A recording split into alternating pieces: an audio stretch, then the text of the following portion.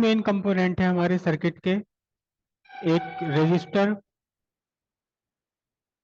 Actually इसे ohmic resistance बोलना चाहिए। एक रेजिस्टर, एक इंडक्टर और एक कैपेसिटर।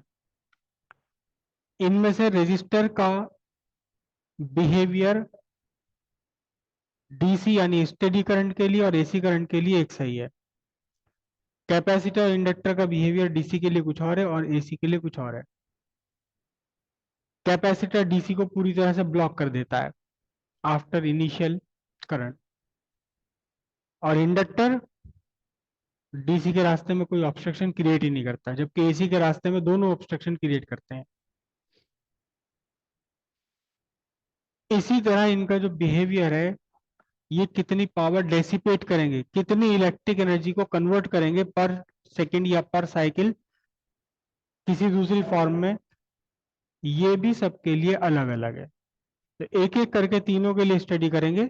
फर्स्ट हेडिंग डालते हैं आप, power associated with pure resistor.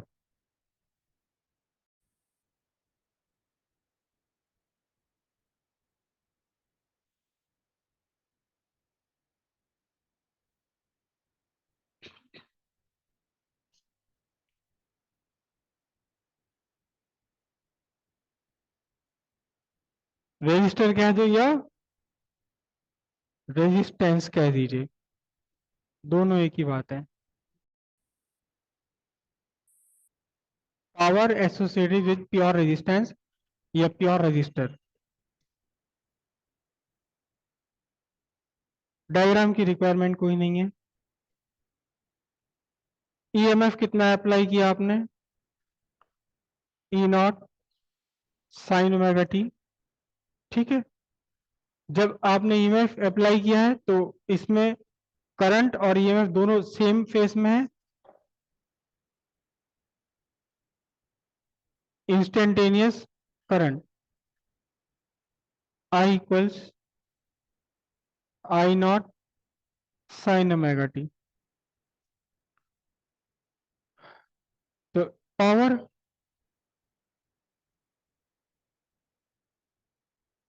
Instantaneous power, instantaneous power, power होता है voltage into current, E I.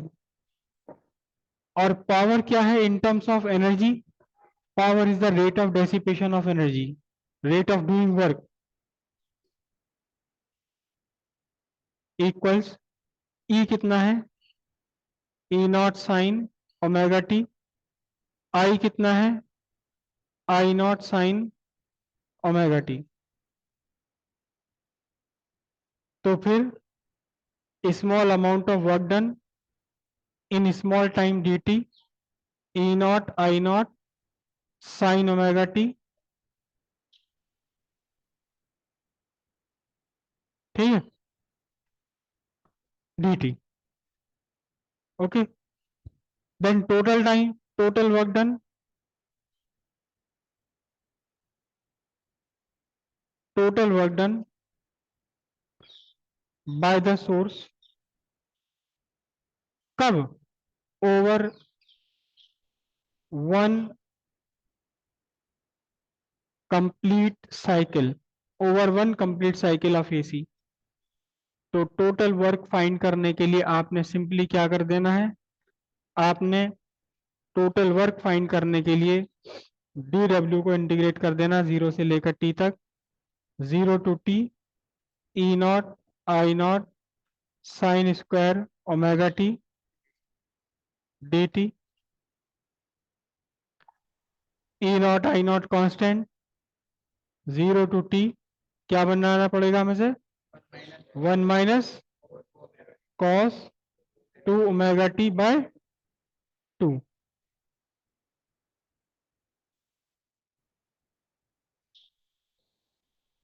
E naught I naught by two. Okay,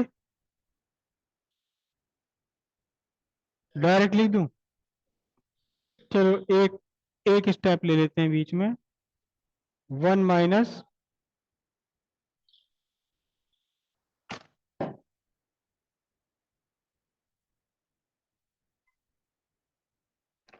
one minus cost omega t d t, E naught I not by two,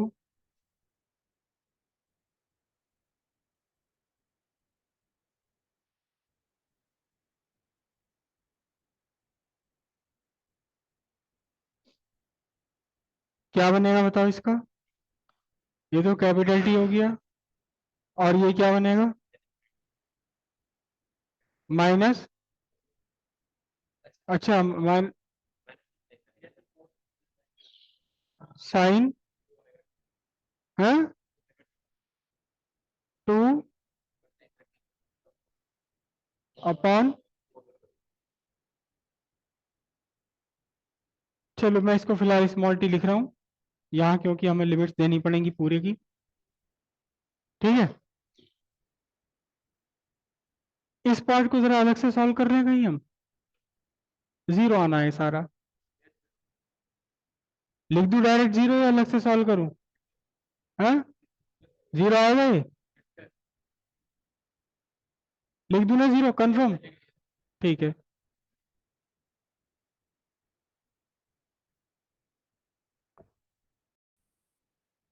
तो फिर सीधे लिख सकते हैं हम क्या, ये हो गया आपका टी माइनस जीरो, और ये बना आपका W equals E naught I naught T by to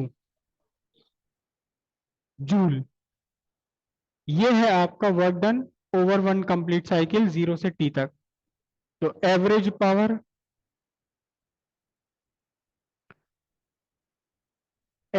power P is equal to क्या निकलता है, सीधी सी बात है, total work done upon total time over one complete cycle. तो टोटल वर्क डन कितना फाइंड हुआ आपका, E naught I naught T by two, और इसे टी से ही आपने डिवाइड करना है, तो बना आपका E naught I naught by two. Correct, थोड़ा सा इसको चेंज कर लीजिए, E naught by root two, और ये बना I naught by root two. E naught by root two, एक मिनट जिससे पूछिए, E naught by root two E R M S, I naught by root two I R M S, watt और joule पर second.